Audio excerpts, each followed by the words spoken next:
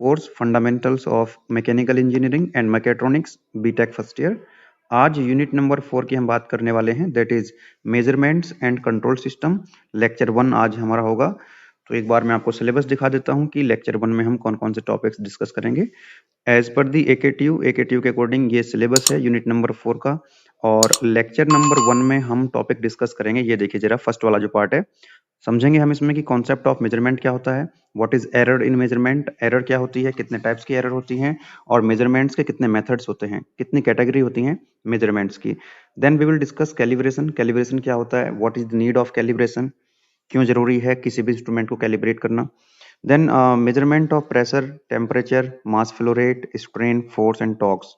Then finally we will discuss concept of accuracy, precision and resolution. ठीक है, तो ये टॉपिक्स हम लेक्चर 1 में कवर करेंगे।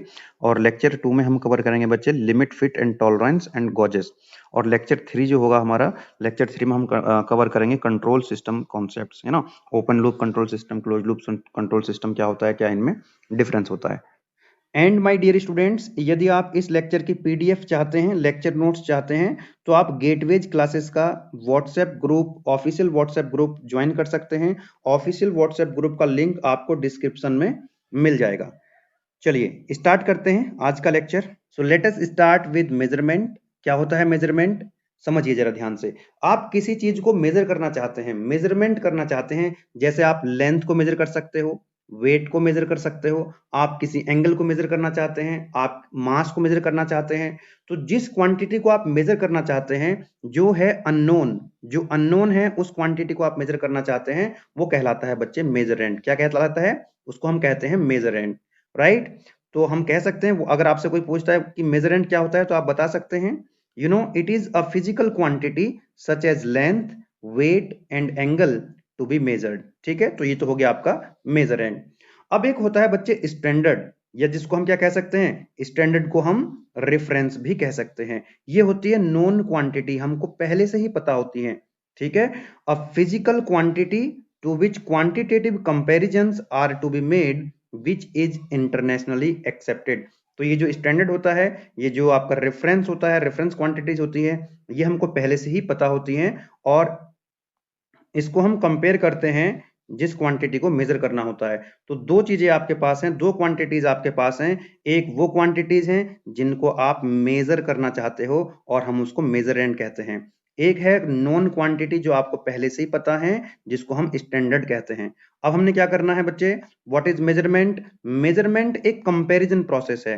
कंपैरिजन किसका करना है, स्टैंडर्ड का, यानी कि नॉन क्वांटिटी का, किसके साथ, मेजरेंट यानी कि अननोन क्वांटिटी के साथ। ये जो कंपेयर करने का प्रोसेस है स्टैंडर्ड और मेजरेंट में, यही कहलाता है आपका मेजरमेंट प्रोसेस। जैसे मान लीजिए कोई रॉड है, इस रॉड को आपने मेजर करना है with the help of scale. तो स्केल आपके पास ऑलरेडी है, प्री डिफाइंड स्टैंडर्ड है, और रॉड की लेंथ आप मेजर करना चाहते हैं with the help of scale. ये मान लीजिए स्केल है, इस स्केल से आप इस रॉड की लेंथ को मेजर करना चाहते हैं। मान लीजिए आपने मेजर किया और इसकी रॉड की लेंथ आ गई बच्चे 2 मीटर। तो यहां से हमको क्या मिल गया, एक आउटपुट मिल गया, एक हमको रिजल्ट मिल गया, एक न्यूमेरिकल वैल्यू हमको मिल गई, राइट। तो ये है हमारा मेजरमेंट प्रोसेस है। Now measurements are always made using an instrument of some kind. अब आपको मेजरमेंट करना है, अगर आपको मेजरमेंट करना है तो कोई ना कोई आपको क्या चाहिए, इंस्ट्रूमेंट चाहिए होता है, कोई ना कोई इंस्ट्रूमेंट आपको चाहिए होता है। The basic objective of measurement is to provide the required accuracy at minimum cost।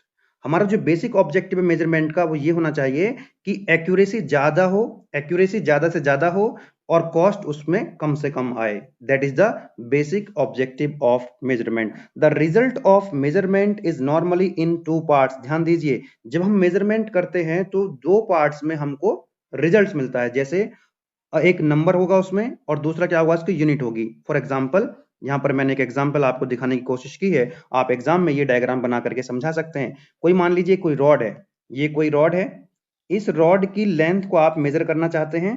आपने किसी स्केल से इसको मेजर किया, आपको जो आउटपुट मिला, आपने स्केल को कंपेयर किया किससे, आपने इस रॉड को स्केल के साथ कंपेयर किया, आपको रिजल्ट मिला 2 मीटर। तो यहाँ पर दो चीजें हैं, दो पार्ट हैं। मेजरमेंट आप दो पार्ट में करते हैं, एक नंबर, तो यहाँ पर नंबर क्या हो गया 2, न्यूमेरिकल वैल्यू कितनी होगी इसकी 2, और इसकी यूनिट क्या होगी बच्चे 2 मीटर, है ना।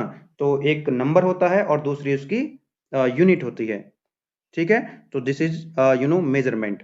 एग्जांपल्स ऑफ मेजरिंग इंस्ट्रूमेंट्स और टूल्स, जैसे रूलर होता है, थर्मोमीटर होता है, टेम्परेचर को मेजर करते हैं, स्टॉप वॉच होती है, वेइंग मशीन होती है जिसकी हेल्प से हम वेट को मेजर कर सकते हैं। These are some examples of instruments. Next one is methods of measurement. Measurement के कौन कौन से मेथड्स होते हैं?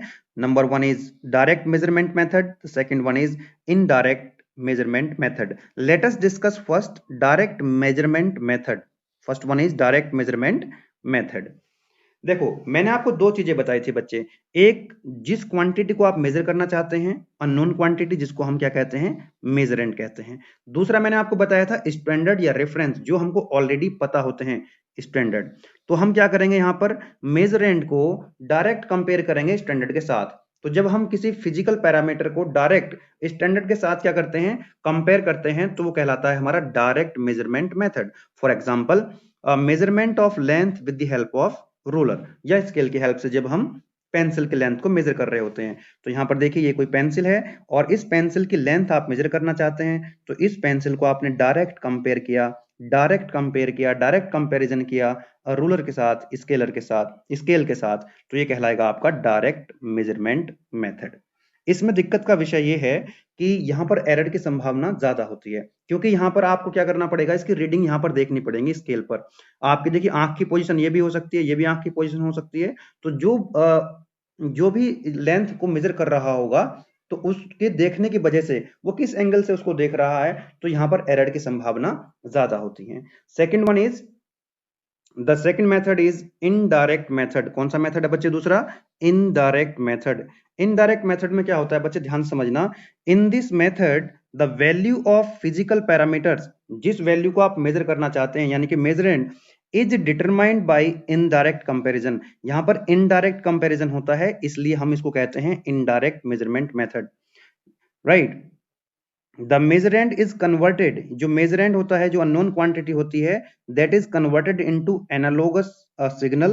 पहले वो क्या करती है? एनालोगस सिग्नल में कन्वर्ट होती है, which is subsequently processed and feed to the end device that presents the results of measurement.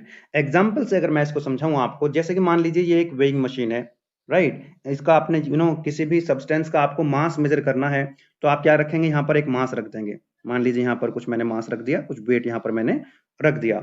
Now अब ये जो आपने इसको आप मेजर करना चाहते हैं, मास को मेजर करना चाहते हैं, जैसे आप इसके ऊपर मास को पुट करोगे, देन व्हाट विल हैपन? एक एनालॉगस सिग्नल जनरेट होगा और वो क्या जाएगा? फीड होगा, आगे प्रोसेस होगा, और आपको यहाँ पर डिस्प्ले पे क्या मिल जाएगा? इसका मास मिल जाएगा 5 kg, 10 kg और 6 kg, वॉट। ठीक है। तो यहाँ पर जो है इनडायरेक्ट मेजरमेंट है, इनडायरेक्ट कंपैरिजन होता है, इसलिए हम इसको क्या कहते हैं? इनडायरेक्ट मेजरमेंट मेथड कहते हैं। चलिए आगे बढ़ते हैं। Based upon the complexity of measurement system, the measurements are generally grouped into 3 basic categories. यहाँ पर मेजरमेंट को हमने 3 कैटेगरी में डिवाइड किया हुआ है। यहाँ पर 3 कैटेगरी है मेनली मेजरमेंट्स की। First one is primary measurement, जिसमें हम डायरेक्ट कंपैरिजन करते हैं, अभी जैसे डायरेक्ट मेथड मैंने आपको बताया, direct measurement method. And second one is secondary measurement. इसमें क्या होता है? वन कन्वर्जन इन्वॉल्व होता है, वन कन्वर्जन इसमें इन्वॉल्व होता है, अभी डिटेल में हम एग्जांपल के साथ समझेंगे। और तीसरा होता है बच्चे टर्शरी मेजरमेंट, जिसमें 2 कन्वर्जन्स इन्वॉल्व होते हैं। Let us discuss one by one. First one is primary measurement. Primary measurement में हम क्या करते हैं? डायरेक्ट कंपैरिजन करते हैं, और ये हमको केवल सब्जेक्टिव इंफॉर्मेशन ही प्रोवाइड कराता है। जैसे for example, in case of primary measurement, जो ऑब्जर्वर है, ऑब्जर्वर क्या बताएगा? मान लीजिए 2 चीजें हैं, 2 ऑब्जेक्ट हैं, एक ठंडा है और एक गर्म है, तो वो कंपेयर करेगा और ये बता देगा कि ये कम ठंडा है या फिर ये ज्यादा ठंडा है, या कम गर्म है या फिर ज्यादा गर्म है। दूसरा एग्जांपल अगर हम कंसिडर करें, मान लीजिए ये 2 रॉड हैं, this is first one and this is the second rod. अब एक की लेंथ कम है, एक की लेंथ ज्यादा है, तो इसमें जो ऑब्जर्वर है वो ये ऑब्जर्व कर सकता है कि फर्स्ट वाली रॉड और सेकंड वाली रॉड को आपस में कंपेयर करेगा और ये बता देगा कि जो फर्स्ट वाली रॉड है उसकी लेंथ कम है, सेकंड वाली रॉड की लेंथ ज्यादा है, लेकिन एग्जैक्टली वो नहीं बता पाएगा। इसमें हम क्या करते हैं? सिर्फ कंपेयर करते हैं। यहाँ पर एरर हो सकती है, और यहाँ पर कई बार क्या होता है, हम कई बार मेजरमेंट नहीं भी कर पाते हैं। फॉर एग्जाम्पल, मान लीजिए एयर की वेलोसिटी आपको मेजर करनी है, कोई एयर फ्लो हो रही है, एयर की वेलोसिटी मेजर करनी है, तो आप इसमें डायरेक्ट कंपैरिजन कैसे करेंगे, इसकी वेलोसिटी आप कैसे बता पाएंगे, है ना। तो प्राइमरी मेजरमेंट में ये पॉसिबल नहीं है ना। आप ये बता सकते हो कि भाई दो ऑब्जेक्ट हैं, एक का मास ज्यादा है, एक का मास कम है, आप कंपेयर कर सकते हैं। तो आप ऑब्जर्व करके बता सकते हैं, ऑब्जर्वर ये बता सकता है कि भाई इस ऑब्जेक्ट का मास ज्यादा है, इस ऑब्जेक्ट का मास कम है। प्राइमरी मेजरमेंट में हम डायरेक्ट कंपैरिजन करते हैं। Move to the second one, that is secondary measurement. Secondary measurement में हम इनडायरेक्ट कंपैरिजन करते हैं। थर्मोमीटर के एग्जांपल से इसको समझा जा सकता है। सभी जानते हैं thermometer is use to measure the temperature of a body. यहां पर देखिए थर्मोमीटर का एक बल्ब होता है, जब ये बल्ब बॉडी के कांटेक्ट में आता है तो वो बॉडी के टेम्परेचर को सेंस करता है। बॉडी के टेम्परेचर को जब सेंस करेगा तो इस टेम्परेचर की वजह से क्या होगा, थर्मोमीटर के अंदर जो मरकरी है उसका लेवल राइज होगा। अब जो टेम्परेचर को सेंस करता है टेम्परेचर में, और जो मरकरी का लेवल राइज होता है उसमें एक रिलेशन होता है। मतलब जितना टेम्परेचर ज्यादा होगा उतना ही ज्यादा मरकरी का लेवल क्या होगा, राइज होगा। और यहाँ पर कितना राइज हो रहा है, थर्मोमीटर जो होता है ट्यूब पर रीडिंग्स लिखी रहती हैं, यहाँ पर स्केल रहता है टेम्परेचर का, तो आप यहाँ से रीड कर सकते हैं, आपको टेम्परेचर पता लग जाएगा। तो यहाँ पर क्या हो गया बच्चे, कन्वर्जन हो गया है। टेम्परेचर की वजह से क्या हो रहा है, मरकरी राइज हो रही है, तो यहाँ पर कन्वर्जन हो रहा है। और कितना कन्वर्जन हो रहा है, एक कन्वर्जन हो रहा है। मैंने आपको बताया था अगर एक कन्वर्जन होता है किसी मेजरमेंट के अंदर, अगर एक कन्वर्जन होता है तो हम क्या कहते हैं, उसको सेकेंडरी मेजरमेंट कहते हैं। तो thermometer is the example of secondary measurement. जैसा आप कहते हैं ना कि किसी को मान लीजिए फीवर कितना है, 101, तो 101 क्या होता है, पहली बात तो ये डिग्री फ़ारेनहाइट होता है, जिसको हम रीड कर सकते हैं यहाँ से। ठीक है, तो ये इसका एक एग्जांपल हो गया सेकेंडरी मेजरमेंट का। ओके, इसके अलावा दो एग्जांपल्स मैंने यहाँ पर और लिए हुए हैं। First one, conversion of pressure into displacement by means of bellows. यहाँ पर देखिए ये बेलोज है, इससे हम प्रेशर को मेजर कर सकते हैं। यहाँ पर देखिए इस प्रेशर, मान लीजिए कोई फ्लूइड फ्लो हो रहा है, इस फ्लूइड की वजह से क्या होगा, यहाँ पर प्रेशर आएगा, और इस प्रेशर की वजह से यहाँ पर क्या होगा, ये जो बेलो है इसमें डिस्प्लेसमेंट हो जाएगा। तो प्रेशर क्या हो रहा है, किस में कन्वर्ट हो रहा है, डिस्प्लेसमेंट में कन्वर्ट हो रहा है। एक तीसरा एग्जाम्पल आप यहाँ पर देखिए जरा, यहाँ पर देखिए स्प्रिंग है, और स्प्रिंग पर अगर हम यहाँ पर फोर्स लगाएंगे तो क्या होगा, ये स्प्रिंग खिंच जाएगा, यानी कि स्प्रिंग के अंदर क्या हो जाएगा, एक्सटेंशन हो जाएगा। Conversion of force into displacement, यहाँ पर फोर्स का कन्वर्जन किस में हो रहा है, डिस्प्लेसमेंट में हो रहा है, बाय मींस ऑफ स्प्रिंग, है ना। So these are the examples of secondary measurement. Tertiary measurement की अगर हम बात करें तो टर्सरी मेजरमेंट में बच्चे मैंने आपको बताया था, जब कितने कन्वर्जन होंगे इन्वॉल्व, किसी मेजरमेंट में जब 2 कन्वर्जन इन्वॉल्व होते हैं तो वो टर्सरी मेजरमेंट कहलाता है। इसका भी एक एग्जांपल आप देखिए यहाँ पर टर्सरी मेजरमेंट का। तो बर्डन ट्यूब प्रेशर गेज एक एग्जांपल है टर्सरी मेजरमेंट का। बर्डन ट्यूब प्रेशर गेज की हेल्प से हम प्रेशर को मेजर कर सकते हैं। तो यहां से आपके दो क्वेश्चन तैयार हो जाएंगे। एक चीज तो आपको ये समझ में आएगी कि टर्सरी मेजरमेंट क्या होता है, और दूसरा क्वेश्चन आपका ये तैयार होगा कि बर्डन ट्यूब प्रेशर गेज से हम प्रेशर को कैसे मेजर करते हैं, क्योंकि प्रेशर मेजरमेंट भी आपके सिलेबस में है। चलिए समझते हैं बर्डन ट्यूब प्रेशर गेज। मान लीजिए ये कोई पाइपलाइन है, और इस पाइपलाइन के अंदर क्या है, कोई फ्लूइड फ्लो हो रहा है, इसके अंदर कोई फ्लूइड फ्लो हो रहा है जिसका हम प्रेशर मेजर करना चाहते हैं, है ना। इसके अंदर कोई फ्लूइड फ्लो हो रहा है जिसका प्रेशर हम मेजर करना चाहते हैं with the help of burden tube pressure gauge. देखो यहाँ पर एक बर्डन ट्यूब है, ये एक बर्डन ट्यूब है। इस बर्डन ट्यूब के दो एंड हैं, ये सी शेप की बर्डन ट्यूब है। एक एंड तो ये है, यहाँ पर लगा हुआ है, जहां पर उस पाइपलाइन के अंदर लगा हुआ है जिसका प्रेशर आपको मेजर करना है। दूसरा एंड इसका यहाँ पर देखो ये सील्ड है, ये दूसरा एंड जो है बर्डन ट्यूब का, ये सील्ड है, ये क्लोज्ड है। अब क्या होगा, ध्यान से समझना, ध्यान से ऑब्जर्व करो मेरी बात को। ये जो इसके अंदर फ्लूइड फ्लो हो रहा है, इसका प्रेशर हमको मेजर करना है बच्चे। जैसे ही ये ट्यूब के अंदर एंटर करेगा फ्लूइड, ये ट्यूब के अंदर फ्लूइड एंटर कर रहा है बच्चे, ध्यान से समझो, ये फ्लूइड इसके अंदर एंटर कर रहा है तो प्रेशर लगेगा एक, क्योंकि ये जो एंड है इसका ये सील्ड है। तो इस फ्लूइड के प्रेशर की वजह से क्या होगा, ये जो ट्यूब है, ये ट्यूब क्या होगी, ये ट्यूब स्ट्रेट होना चाहेगी। जब स्ट्रेट होना चाहेगी तो क्या होगा बच्चे, यहाँ पर स्मॉल डिस्प्लेसमेंट होगा।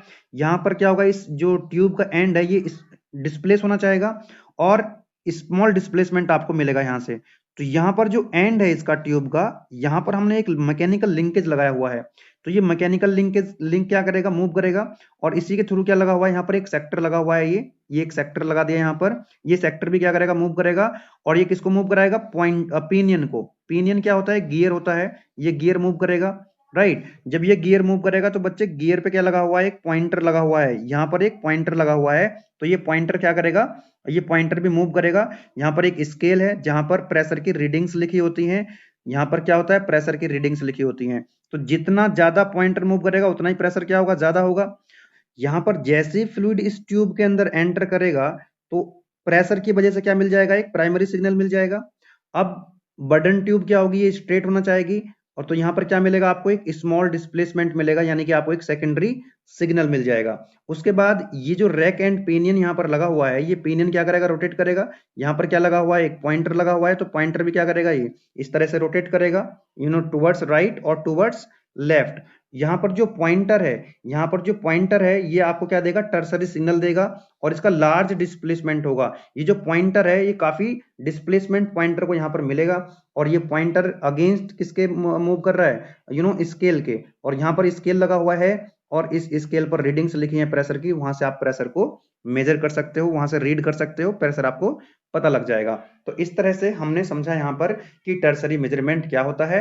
बर्डन ट्यूब प्रेशर गेज इसका एग्जांपल है जिससे हम प्रेशर को मेजर करते हैं। तो यहाँ पर दो जो है, यहाँ पर दो कन्वर्जन इन्वॉल्व हैं, इसलिए हम क्या कहते हैं, इसको टर्सरी मेजरमेंट कहते हैं। Next topic that is error in measurement. Measurement के अंदर जो एरर है उसको हम कैसे डिफाइन करेंगे। मान लीजिए ये कोई एक रॉड है और इसकी ट्रू वैल्यू आपको पता है, मान लीजिए 2.5 मीटर, इसकी ट्रू वैल्यू कितनी है, 2.5 मीटर। आपने किसी इंस्ट्रूमेंट से इसकी लेंथ मेजर की, मेजर करने के बाद आपको जो वैल्यू मिली, मेजर्ड वैल्यू, मेजर करने के बाद जो वैल्यू मिली, मेजर्ड वैल्यू, वो कितनी है, 2.4 मीटर। तो एक होगी ट्रू वैल्यू, एक होगी इसकी मेजर्ड वैल्यू जो मेजर करने के बाद आपने मेजर करी। तो ट्रू वैल्यू और मेजर्ड वैल्यू का जो डिफरेंस होता है that is known as error. Error is nothing but, error is nothing but it is defined as the difference between true value and measure। and my dear students, measurement करते समय हम कितनी भी कोशिश क्यों ना कर लें, कुछ ना कुछ एरर जरूर आती है। अब एरर कम आएगी कि ज्यादा आएगी, ये इस बात पे डिपेंड करेगा जो इंस्ट्रूमेंट है, जिस इंस्ट्रूमेंट से आप मेजरमेंट ले रहे हो, उस इंस्ट्रूमेंट की जो लिस्ट काउंट है वो कितनी है। जितनी लिस्ट काउंट कम होगी उतनी एरर कम आएगी। मतलब कहने का ये है, it is impossible to it is impossible to made measurement with perfect accuracy। बात करते हैं टाइप्स ऑफ एरर, कितने टाइप्स की एरर हो सकती है मेजरमेंट के अंदर। First one is gross error, gross error हो सकती है। Second one is systematic error, and third one is random error. Systematic error is further classified as instrumental error, observational error, and environmental error। These are the types of error। Let us discuss one by one। समझते हैं पहले कि gross error क्या होती है। What is gross error? My dear students, देखिए human mistakes की वजह से जो एरर होती हैं, ह्यूमन मिस्टेक्स की वजह से जो एरर होती हैं, जब आप एक्सपेरिमेंट्स कर रहे होते हैं और ह्यूमन मिस्टेक्स की वजह से जो एरर होती हैं वो ग्रॉस एरर कहलाती हैं। जैसे कई बार हम रीडिंग गलत ले लेते हैं, हम रिकॉर्ड ठीक से नहीं करते हैं डेटा को, कई बार हम कैलकुलेशन मिस्टेक कर देते हैं, तो ह्यूमन मिस्टेक्स की वजह से जो एरर होंगे वो ग्रॉस एरर कहलाएंगे। ग्रॉस एरर को हम अवॉइड कर सकते हैं, जैसे हम अगर एक्सपेरिमेंट करते समय ध्यान रखें, हम रीडिंग अच्छे से लें, हम रिकॉर्ड करें डेटा को अच्छे से और कैलकुलेशन मिस्टेक ना करें, तो ग्रॉस एरर को अवॉइड किया जा सकता है। दूसरा ये है कि जब हम एक्सपेरिमेंट्स कर रहे होते हैं तो नंबर ऑफ एक्सपेरिमेंट्स ज्यादा करें, एक ही एक्सपेरिमेंट्स को हम बार बार रिपीट करें, और जो भी रीडिंग्स आएंगी उनका हम एवरेज ले लें, तब भी क्या होगा, जो ग्रॉस एरर है वो रिड्यूस हो जाएगी, अवॉइड हो जाएगी। Next one is systematic error. ये सिस्टमैटिक एरर क्या होती है, समझो जरा ध्यान से। सिस्टमैटिक एरर, सिस्टम के अंदर अगर कोई फॉल्ट है, सिस्टम के अंदर अगर कोई फॉल्ट है, कोई जो एक्सपेरिमेंटल सेटअप है, जो एपरेटस है, यदि उसी के अंदर कोई फॉल्ट है, उसकी वजह से जो एरर होगी वो कहलाएगी सिस्टमैटिक एरर। और ये क्या होता है, एक्चुअल वैल्यू से ये ज्यादा बताती है हमेशा या फिर कम बताती है, यानी कि ये कहते हैं वेरी नहीं करती है ना, जो भी वैल्यू होगी बार बार उसी वैल्यू को ये रिपीट करता रहता है, ये रिपीटेटेड इन नेचर होती है। मान लीजिए आपको वेइंग मशीन पे मास मेजर करना है और उसका एक्चुअल मास कितना है, एक्चुअल मास है 25 kg। अब सिस्टम की वजह से क्या है कि सिस्टम के अंदर कोई फॉल्ट है और वो हमेशा क्या बताता है, 5 kg ज्यादा बताता है, तो जब आप इसका मेजर करोगे मास तो वो कितना बताएगा, 30 kg बताएगा, और हर बार वो कितना बताएगा, वो 30 kg बताएगा। जितनी बार भी आप मेजर करोगे वो कितना बताएगा, 30 केजी बताएगा। या मान लीजिए एक्चुअल मास कितना है इसका 25 केजी, और जब आप मेजर करते हो तो मेजर करने के बाद आपको पता लगता है कि वो कितना बता रहा है 20 केजी, तो फिर वो हर बार कितना बताएगा 20 केजी बताएगा। यानी कि या तो उसकी वैल्यू हमेशा क्या रहेगी, ज्यादा रहेगी, या उसकी वैल्यू हमेशा कम रहेगी, लेकिन हर बार उसी रीडिंग को वो क्या करेगा, रिपीट करेगा। That is known as a systematic error. Next one is random error.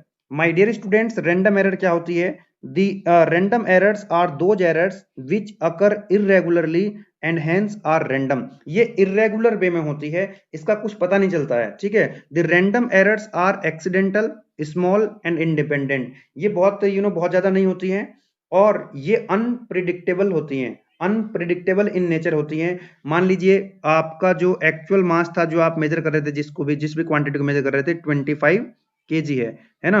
तो जब आप इसको मेजर करेंगे तो हो सकता है कि 25 से ज्यादा बताए। एक बार आपने मेजर किया तो 25 से इसने ज्यादा बता दिया, दोबारा आपने मेजर किया तो इसने 25 से कम बता दिया, है ना। तो ये वेरी कर सकता है ना, ये वेरी हो सकती है। रैंडम एरर क्या हो सकती है, वेरी हो सकती है, ये वेरिएबल इन नेचर होती है। Right, so this is all about the types of error. ये एक टेबल की फॉर्म में मैंने यहाँ पर लिखा हुआ है, इनको आप रीड कर लीजिए। Random error and systematic error क्या होती है। एक्चुअली थोड़ा सा ना थ्योरी का पार्ट है, थोड़ा मैनेज कीजिए। अभी जब हम पढ़ेंगे लिमिट फिट टॉलरेंस तो उसमें थोड़ा वो इंटरेस्टिंग टॉपिक भी है। चलिए आगे बढ़ते हैं। Next topic is accuracy and precision. Important topic है, आपसे एग्जाम में पूछ सकता है question, what is the difference between accuracy and precision. My dear students, एक होता है ट्रू वैल्यू, एक होता है ट्रू वैल्यू, और जब आप मेजर करते हो, हम उसको जो मेजर करने के बाद जो वैल्यू मिलती है that is known as measured value. तो मेजर करने के बाद जो मेजर्ड वैल्यू है वो ट्रू वैल्यू के जितने पास होगी, आपका मेजरमेंट उतना ज्यादा एक्यूरेट होगा। In a set of measurements, accuracy is closeness to the measurements to a true value। जो आपका मेजरमेंट करने के बाद जो वैल्यू मिली आपको मेजर्ड वैल्यू, वो ट्रू वैल्यू के जितनी ज्यादा पास होगी उतना ज्यादा एक्यूरेट मेजरमेंट होगा। My dear friends, next is precision. Precision का मतलब है, precision is the closeness of measurements to each other. मतलब आपने जो मेजर करने के बाद जो वैल्यू आई है, जो आपके मेजरमेंट्स हैं, वो मेजरमेंट्स आपके आपस में जो मेजर्ड वैल्यू है वो आपस में कितनी पास है, दैट इज द क्लोजनेस। देखो ध्यान से, ये 3 डायग्राम आप देख रहे हो यहाँ पर, first diagram, second diagram and third diagram. In diagram को देख करके आपको इजीली समझ में आ जाएगा। ये जो बीच वाला सर्कल है बच्चे, इसको ये क्या है, टारगेट है, यानी कि ये ट्रू वैल्यू है, ठीक है। तो ट्रू वैल्यू के पास में आपके मेजर्ड वैल्यू अगर आएंगी तो वो क्या होगी, ज्यादा एक्यूरेट होगा। फर्स्ट वाले डायग्राम पे जरा फोकस कीजिए। फर्स्ट वाले डायग्राम पे आपने पहला मेजरमेंट लिया तो आपको मान लीजिए यहां मिली, टारगेट पे मिली आपको, टारगेट बीच वाले सर्कल के अंदर है। आपके जो 5 मेजरमेंट हैं ये आपस में भी पास पास में हैं, पांचों मेजरमेंट आपस में भी पास पास में हैं, आपस में भी एक दूसरे के क्लोज हैं और ट्रू वैल्यू के भी पास हैं। तो हम ये कह सकते हैं ये जो मेजरमेंट्स होंगे ये हाईली प्रिसाइज होंगे और हाईली एक्यूरेट भी होंगे। हाई प्रिसीजन हाई एक्यूरेट को ये डायग्राम दिखा रहा है। दूसरे वाले डायग्राम में अगर आप देखेंगे, इस वाले डायग्राम में, तो बच्चे यहां पर देखिए जरा, ये जो 5 मेजरमेंट हैं ये ट्रू वैल्यू से दूर हैं, इसका मतलब ये एक्यूरेट नहीं है, लो एक्यूरेसी होगी, है ना। इनकी जो एक्यूरेसी वो कैसी होगी, लो एक्यूरेसी होगी। लेकिन ये पांचों मेजरमेंट आपस में क्या है, एक दूसरे के क्लोज हैं, इसका मतलब ये क्या है, प्रिसाइज है, हाई प्रिसीजन हम कह सकते हैं। थर्ड वाले डायग्राम में क्या है देखिए जरा, 5 मेजरमेंट जो हैं, एक तो ट्रू वैल्यू के पास भी नहीं है, टारगेट से दूर हैं, और आपस में भी ये पास पास नहीं है, यानी कि इसकी जो कम एक्यूरेसी है और प्रिसाइज भी नहीं है ना, लो प्रिसीजन एंड लो एक्यूरेसी। तो इस तरह से हम समझ सकते हैं एक्यूरेसी और प्रिसीजन में क्या डिफरेंस होता है।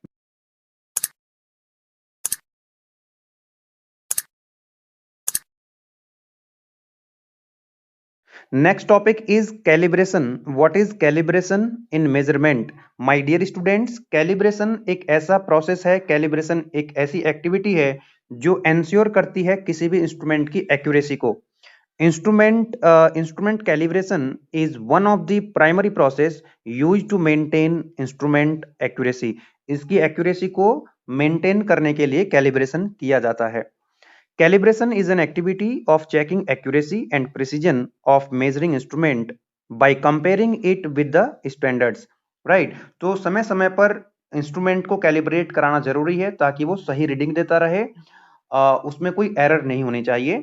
वो एक्यूरेट होना चाहिए। These are some calibration standards like ISO यानी कि इंटरनेशनल स्टैंडर्ड ऑर्गेनाइजेशंस, ये ग्लोबली रूल्स बनाते हैं और जो ग्लोबली एक्सेप्टेड होते हैं। उसके बाद जो कंट्री में रूल्स बनते हैं, कंट्री में जो रूल्स बनते हैं उनको हम कहते हैं नेशनल स्टैंडर्ड ऑर्गेनाइजेशन। उसके बाद आता है आपका standard laboratory, company instrument laboratory and process instruments. These are some calibration standard. Next topic है students measurement of pressure. Pressure को हम कैसे मेजर करते हैं, कौन कौन से इंस्ट्रूमेंट्स हैं प्रेशर को मेजर करने के लिए। तो पहले मैं आपको बता दूं, यूनिट नंबर 3 में भी मैंने आपको बताया था कि प्रेशर क्या होता है। It is defined as normal force per unit area, यानी कि P is equal to pressure is equal to F upon A, force per unit area. और ये एक स्केलर क्वांटिटी होती है जिसकी यूनिट हो जाएगी न्यूटन पर मीटर स्क्वायर। और आपको पता होना चाहिए पास्कल भी इसकी यूनिट होती है और 1 पास्कल होता है 1 न्यूटन पर मीटर स्क्वायर के बराबर।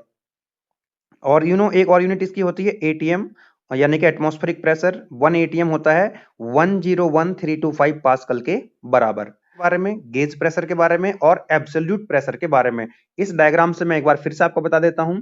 देखिए ये है आपका 0 एटमॉस्फेरिक लाइन। अब एटमॉस्फेयर की वजह से जो प्रेशर होता है ड्यू टू एटमॉस्फेयर की वजह से जो प्रेशर होता है उसको हम कहते हैं बच्चे atmospheric pressure, PATM। Atmospheric pressure से ऊपर जब हम प्रेशर मेजर करते हैं, एटमॉस्फेरिक प्रेशर से ऊपर जब हम प्रेशर मेजर करते हैं तो वो कहलाता है बच्चे गेज प्रेशर। क्या कहलाता है? Gauge pressure. अब एटमॉस्फेरिक प्रेशर और गेज प्रेशर का जो सम होता है उसको हम कहते हैं बच्चे एब्सोल्यूट प्रेशर।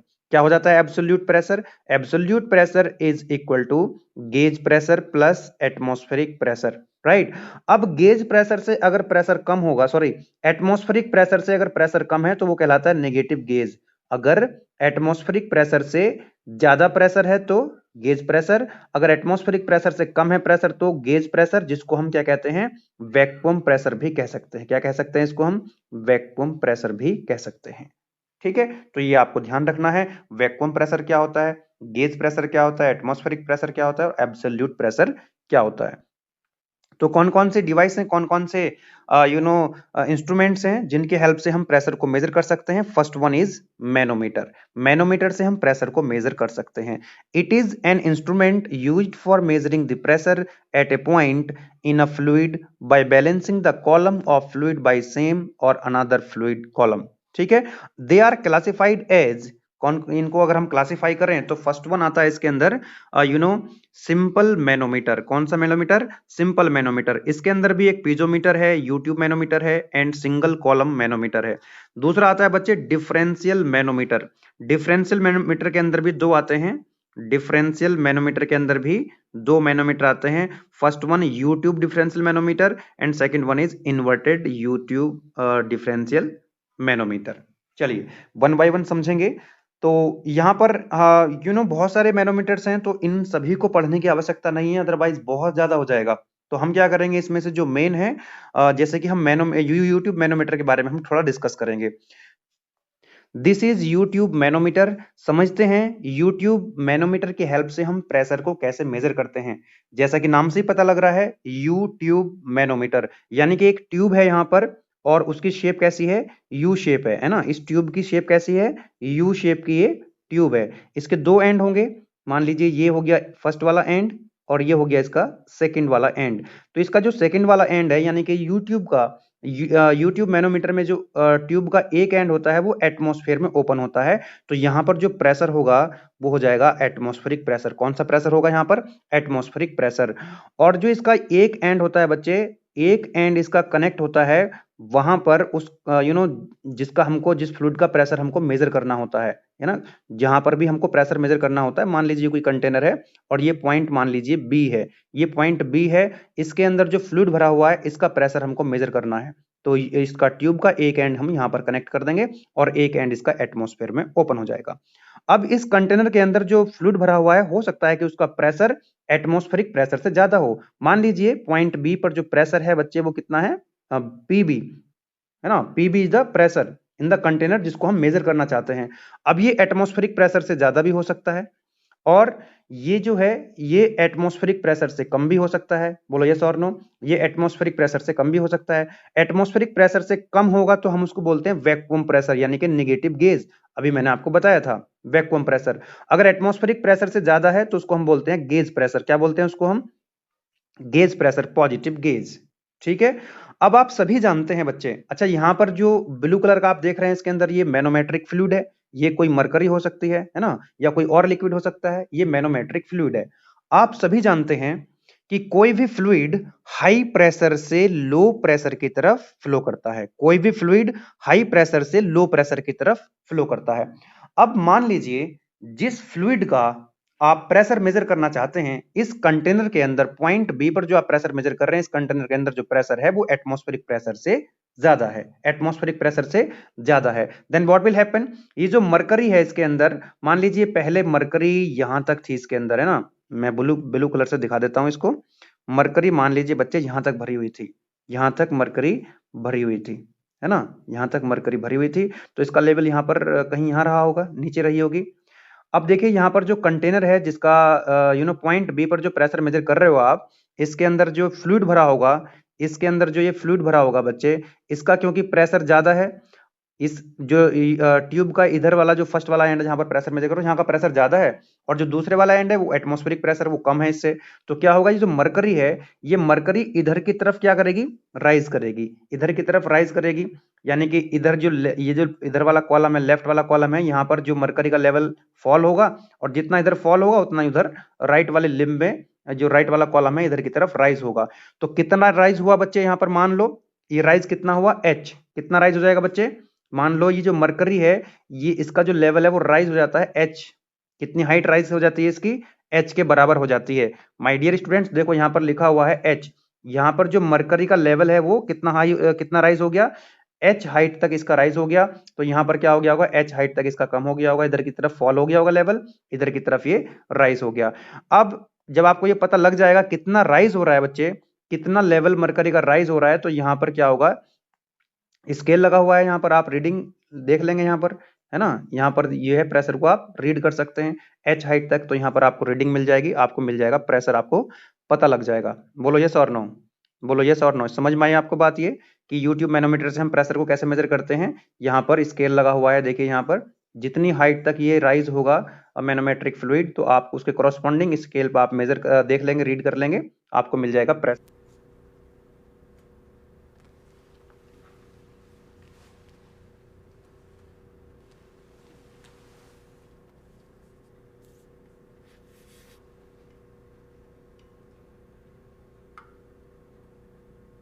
प्रेशर। तो इस तरह से हम YouTube मैनोमीटर की हेल्प से प्रेशर को मेजर कर सकते हैं। बताइए अगर कोई क्वेश्चन है तो आप कमेंट बॉक्स में लिख करके मुझे बता सकते हैं।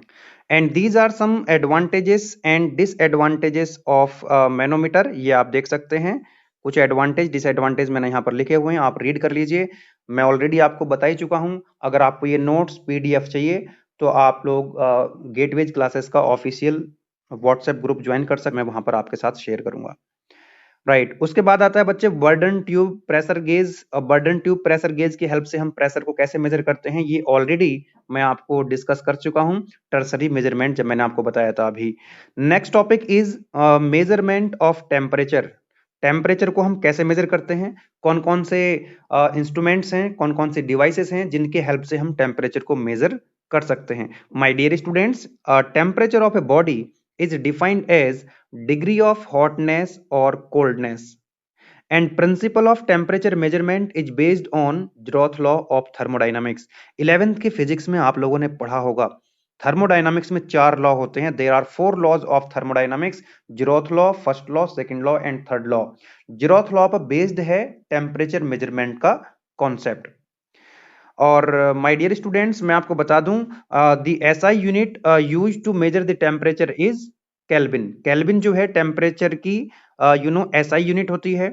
The commonly used scales for measuring temperature, कौन कौन से स्केल्स होते हैं कॉमनली जो हम यूज करते हैं टेम्परेचर मेजरमेंट के लिए? First one is kelvin scale, second one is centigrade scale, and the third one is Fahrenheit scale, and fourth one is Rankine scale.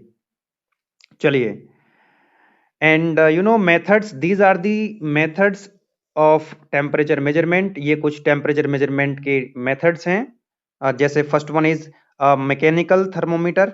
Mechanical thermometer के अंदर आता है आपका metallic expansion thermometer, expansion rod thermometers, है ना, bimetallic thermometer.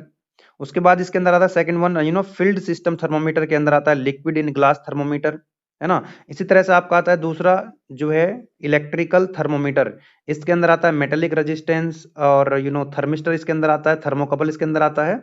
और next इसका जो क्लासिफिकेशन है बच्चे वो है रेडिएशन थर्मोमीटर, इसके अंदर आता है आपका टोटल रेडिएशन पायरोमीटर आता है, ऑप्टिकल पायरोमीटर आता है। जब बहुत ज्यादा टेम्परेचर होता है तब हम उसमें पायरोमीटर यूज करते हैं। मीडियम टेम्परेचर के लिए हम यूज कर सकते हैं इलेक्ट्रिकल थर्मोमीटर, और जब टेम्परेचर कम होता है तो उसके लिए हम यूज कर सकते हैं नॉर्मल थर्मोमीटर। चलिए इसमें से हम सारे तो डिस्कस नहीं करेंगे, बहुत ज्यादा हो जाएंगे, तो कौन कौन से हम लोग यहाँ पर डिस्कस करने वाले हैं मैं आपको बता देता हूँ। यहाँ पर हम बात करेंगे बच्चे लिक्विड इन ग्लास थर्मोमीटर, जिसको हम नॉर्मल थर्मोमीटर भी कह सकते हैं। बायोमेटेलिक थर्मोमीटर के बारे में आपको बताऊंगा, थर्मोकपल के बारे में मैं आपको बताऊंगा, है ना। ये तीन टेम्परेचर मेजरिंग डिवाइस हम लोग डिस्कस करेंगे। पहले हम बात कर लेते हैं लिक्विड इन ग्लास थर्मोमीटर, है ना, नॉर्मल थर्मोमीटर जो आप यूज करते हैं बॉडी का टेम्परेचर मेजर करने के लिए। तो इसमें यहाँ पर क्या होता है, एक मरकरी भरी होती है, इसके अंदर जो मैनोमेट्रिक फ्लूइड होता है वो क्या होती है, मरकरी होती है। और ये थर्मोमीटर का क्या होता है, यहाँ पर एक बल्ब होता है जो हमारी बॉडी के कांटेक्ट में आता है, जो हमारी बॉडी के कांटेक्ट में आता है और टेम्परेचर को सेंस करता है। उस टेम्परेचर की वजह से इसके अंदर जो मरकरी होती है, यहाँ पर जो मरकरी भरी होती है स्टूडेंट्स, वो मरकरी क्या होती है, एक्सपेंड हो जाती है और वो ट्यूब के अंदर क्या करती है, राइज करती है। और यहाँ पर आप देखते हैं यहाँ पर स्केल्स लगा होता है, ये स्केल लगा हुआ है, स्केल्स पर क्या होती है, रीडिंग्स लिखी होती हैं। तो मरकरी जितना ज्यादा राइज करेगी उतना ज्यादा टेम्परेचर होगा, यस और नो।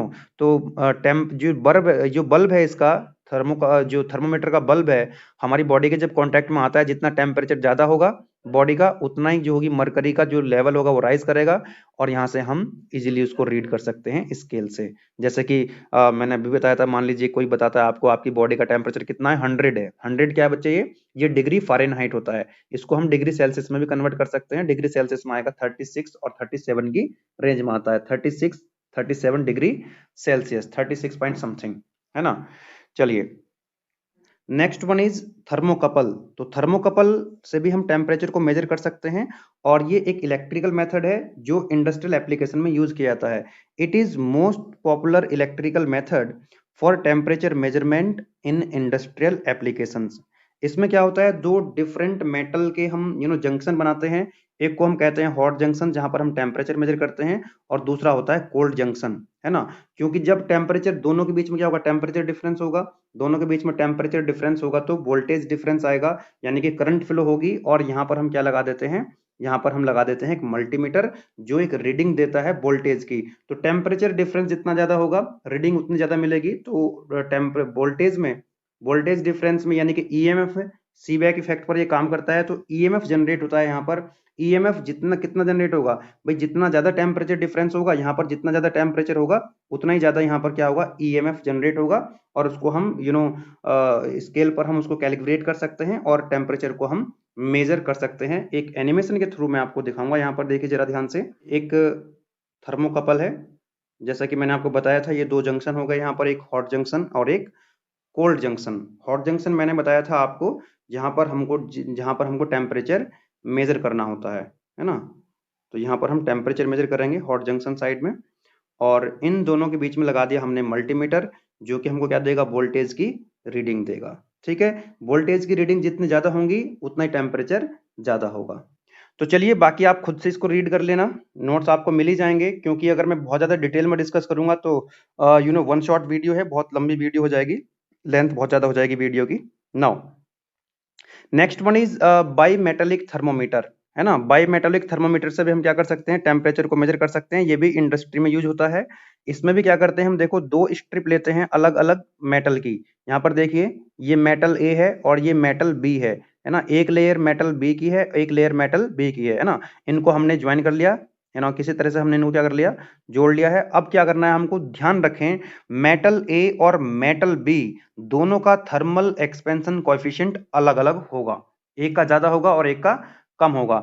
यहाँ पर देखिए ये एक स्केल लगा दिया हमने यहाँ पर, और ये जो एक पॉइंटर है ये एक पॉइंटर है, ये हमने यहाँ पर अटैच कर दिया। अब जैसे ही यहाँ पर देखिए, यहाँ पर जैसे ही हम टेम्परेचर को बढ़ाएंगे, यहाँ पर जो टेम्परेचर मेजर करना होगा हमको इस एंड पर, देन व्हाट विल हैपन, जैसे ही टेम्परेचर बढ़ेगा, अब क्योंकि मान लीजिए इसका जो मेटल ए है उसका thermal coefficient, thermal expansion coefficient ज्यादा है मेटल बी के कंपैरिजन में, तो ये ज्यादा एक्सपेंड होगा, मेटल ए ज्यादा एक्सपेंड होगा क्योंकि इसका थर्मल एक्सपेंशन कोएफिशिएंट ज्यादा है।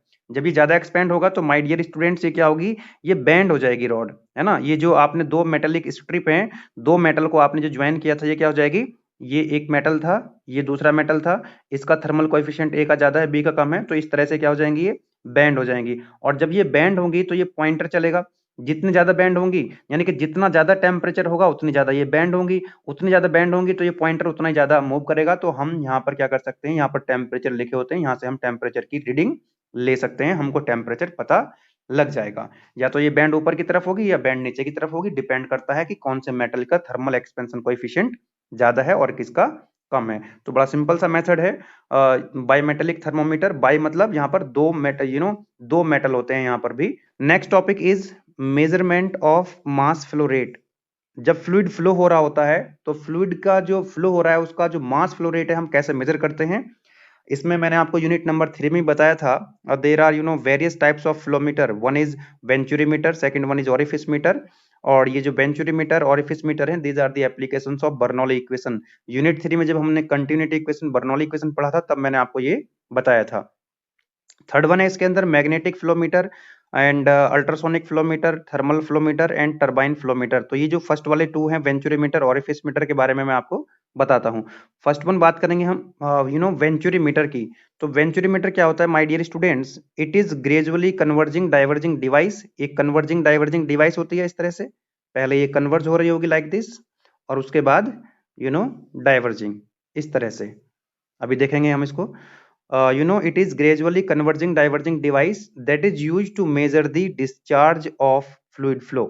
Venturimeter works on Bernoulli equation. Bernoulli equation पे ये वर्क करती है।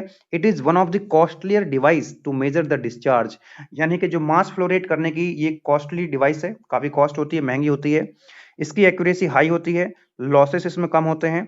इसकी जो कोएफिशिएंट ऑफ डिस्चार्ज है CD की वैल्यू ज्यादा होती है। मैंने अभी आपको बताया, जैसा कि मैंने आपको अभी बताया कि जो वेंचुरीमीटर होता है ये कन्वर्जिंग डाइवर्जिंग डिवाइस है। तो यहाँ पर आप देखिए, ये कन्वर्जिंग पैसेज हो गया इसका, और ये हो गया इसका डाइवर्जिंग पैसेज। और यहाँ पर जो डायमीटर सबसे कम आप देख रहे हैं, यहाँ पर जो सबसे कम डायमीटर, इसको हम क्या बोलते हैं, थ्रोट। क्या बोलेंगे इसको हम, थ्रोट।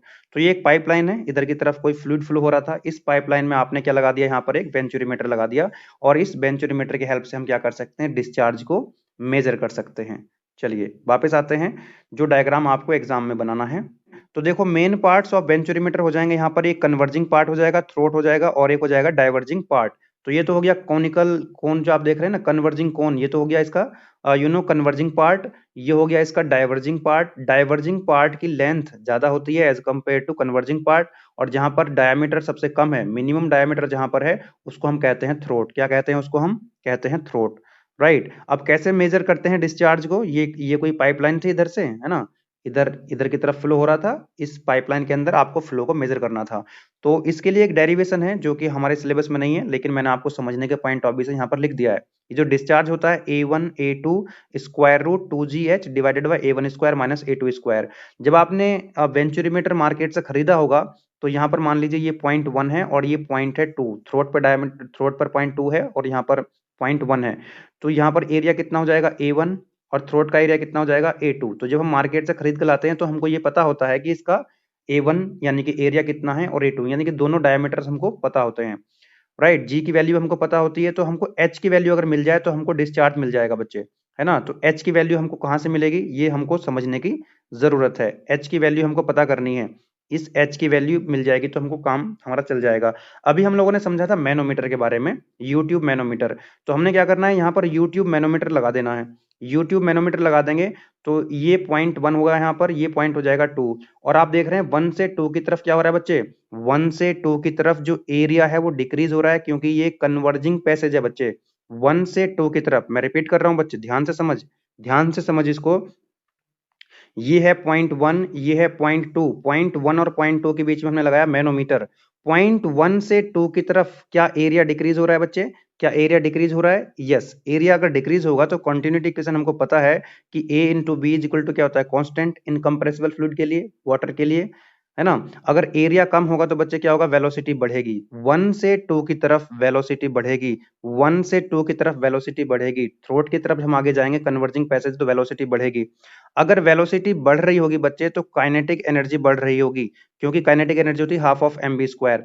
अगर आप सभी जानते हैं energy neither be created nor be destroyed but it can B transfer from one form of energy into another form of energy. अगर काइनेटिक एनर्जी बढ़ रही होगी तो कोई एनर्जी होगी जो घट रही होगी, तो प्रेशर एनर्जी घट जाती है ना। 1 से 2 की तरफ चलेंगे तो काइनेटिक एनर्जी कम बढ़ेगी, काइनेटिक एनर्जी बढ़ेगी तो प्रेशर एनर्जी क्या होगी, कम होगी, प्रेशर एनर्जी कम होगी तो क्या हो जाएगा, प्रेशर इसका कम हो जाएगा। यानी कि इसका मतलब फाइनली आपको बस इतना ध्यान रखना है, अगर यहाँ का प्रेशर P1 है और यहाँ का प्रेशर P2 है तो P2 की वैल्यू कम होगी एज कंपेयर टू P1, क्योंकि V2 की वैल्यू ज्यादा है V1 से। काइनेटिक एनर्जी बढ़ गई तो प्रेशर एनर्जी घट जाएगी, प्रेशर एनर्जी घटेगी तो P2 की वैल्यू क्या हो जाएगी, कम, इधर की तरफ प्रेशर कम हो जाएगा। नाउ माय डियर स्टूडेंट्स, अगर प्रेशर डिफरेंस है पॉइंट 1 और 2 के बीच में, ध्यान दो इंपॉर्टेंट है, अगर पॉइंट 1 और पॉइंट 2 के बीच में प्रेशर डिफरेंस है तो प्रेशर डिफरेंस की वजह से क्या होगा, ये जो इसके अंदर जो मैनोमीटर है, इसके अंदर जो ये मरकरी या कोई भी मैनोमेट्रिक फ्लूइड भरा हुआ था, तो यहाँ पर जो मैनोमीटर है वो इधर की तरफ क्या हो जाएगा, राइज कर जाएगा। मैनोमीटर जो मैनोमेट्रिक फ्लूइड है वो इधर की तरफ राइज कर जाएगा। कितना राइज करेगा, वो हाइट हमको मैनोमीटर से मिल जाएगी। कितना राइज करेगा, मान लीजिए इसकी हाइट कितनी है h, कितना राइज कर गया, h राइज कर गया, तो h की वैल्यू हम यहाँ पर रख देंगे। ये तो यहाँ पर स्केल लगा रहता है, ये ना अभी हमने देखा था ना उसको, यूट्यूब मैनोमीटर को यहाँ स्केल लगा रहता है, तो जितनी हाइट इसकी इंक्रीज होगी मरकरी की, उतनी हम यहाँ से रीड कर लेंगे और उसकी वैल्यू हम यहाँ पर पुट कर देंगे, तो हमको क्या मिल जाएगा बच्चे, हमको मिल जाएगा डिस्चार्ज। इस तरह से हम इसकी हेल्प से, वेंचुरीमीटर की हेल्प से हम मास फ्लो रेट को मेजर कर सकते हैं। इसका दूसरा है यहाँ पर ओरिफिस मीटर। ओरिफिस मीटर में भी यही है, बिल्कुल मैं आपको दिखा देता हूँ। ओरिफिस मीटर में क्या होता है, एक ये कोई पाइपलाइन है इस तरह से, इस पाइपलाइन में आपने ओरिफिस मीटर लगा दिया, इसमें एक क्या होती है, एक प्लेट होती है, सर्कुलर प्लेट, मैं आपको दिखा देता हूँ ओरिफिस मीटर जो है, एक सेकेंड रुकेंगे आप, दिस वन। तो देखिए ये कोई पाइपलाइन है जिसके अंदर फ्लूइड फ्लो हो रहा है और आपको ओरिफिस मीटर की हेल्प से ये फ्लूइड का जो फ्लो है इसको मेजर करना है, मास फ्लो रेट आपको मेजर करना है। तो आपने यहाँ पर ये लगा दिया आपने ओरिफिस मीटर। तो ओरिफिस मीटर क्या है, एक सर्कुलर प्लेट होती है, उसका डायमीटर वहां पर कम होता है, जहां से जो फ्लूइड पास हो रहा होता है उसका डायमीटर क्या होता है, वहां पे कम होता है। डायमीटर अगर बच्चे कम हो जाएगा तो फिर से आप क्या करेंगे, यहाँ पर बर्नौली इक्वेशन ही लगाएंगे और कंटिन्यूटी इक्वेशन लगा देंगे, है ना। इधर की तरफ आप देखेंगे, देखो यहाँ पर जो है, यहाँ का प्रेशर मान लीजिए P1 है और यहाँ का प्रेशर कितना है, P2 है। तो जब ये सर्कुलर प्लेट से यहाँ पर जो होल है, एक ओरिफिस जिसको हम बोलते हैं ओरिफिस, है ना, ये एक होल होगा सर्कुलर प्लेट में, यहाँ से फ्लूइड क्या हो रहा होगा, फ्लो हो रहा होगा। और जहां पर सबसे कम डायमीटर होता है वाटर का, उसको हम बोलते हैं वेना कॉन्ट्रैक्टा।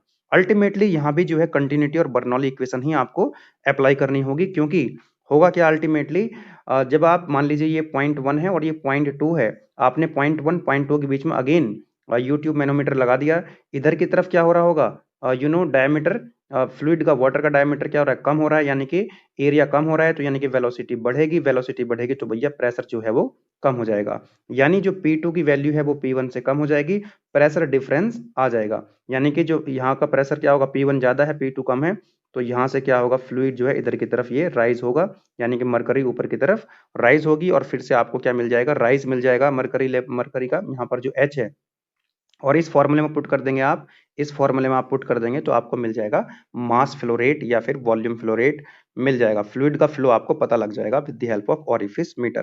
पहली बात तो अगर ओरिफिस और वेंचुरीमीटर को आप कंपेयर करेंगे तो ओरिफिस मीटर जो है वो एक चीपेस्ट डिवाइस है, एक सस्ती होती है ये, और वेंचुरीमीटर महंगा होता है, उसकी कॉस्ट ज्यादा होती है। लेकिन वेंचुरीमीटर की एक्यूरेसी ज्यादा होती है, उसके लॉस कम होते हैं, लेकिन यहाँ पर क्या होता है, इसकी लॉस ज्यादा होते हैं, इसकी एक्यूरेसी कम होती है। ठीक है, कोएफिशिएंट ऑफ डिस्चार्ज इसका कम होता है और वेंचुरीमीटर का कोएफिशिएंट ऑफ डिस्चार्ज ज्यादा होता है। तो इस तरह से आप इसको समझ सकते हैं। चलिए ओके, नेक्स्ट टॉपिक है मेजरमेंट ऑफ फोर्स। फोर्स को हम कैसे मेजर करते हैं, what are the instruments which are used to measure the force. देखो, various devices have been developed to measure the force, some of them are, first one is elastic force transducer, second one is hydraulic cell, third one is pneumatic load cell, और भी बहुत सारी हैं, तो यहाँ पर हम डिस्कस करेंगे आपके साथ दो, hydraulic cell and pneumatic load cell. चलिए डिस्कस करते हैं। First one is hydraulic load cell. इसकी हेल्प से हम फोर्स को कैसे मेजर करते हैं।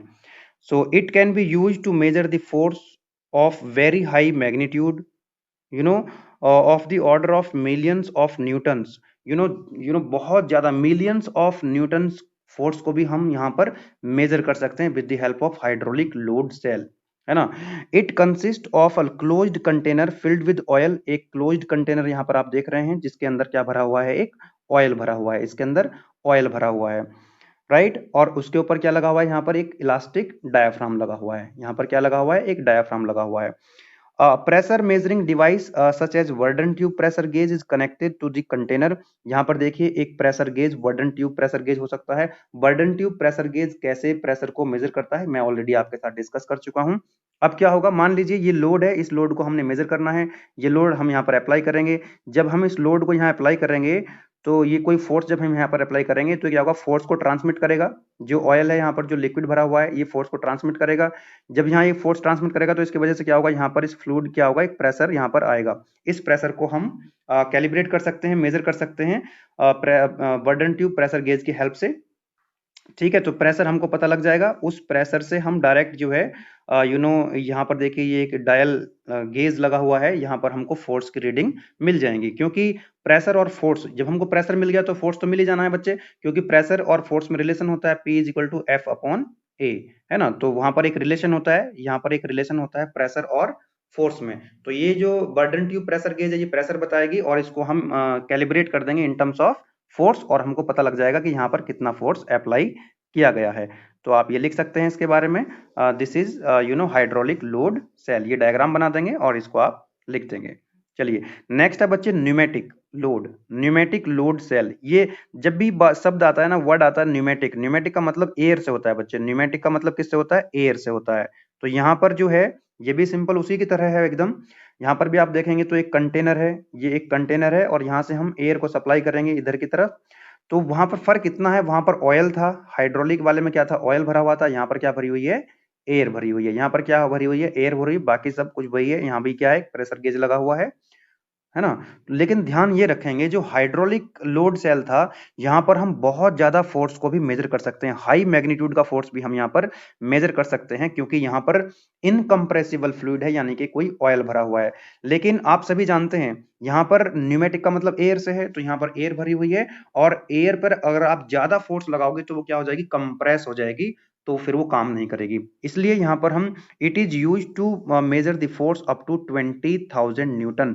20,000 न्यूटन से ज्यादा लोड को मेजर नहीं कर सकते with the help of pneumatic load cell, क्योंकि न्यूमेटिक लोड सेल के अंदर एयर है और एयर क्या होती है, कंप्रेसिबल होती है। ज्यादा फोर्स लगाओगे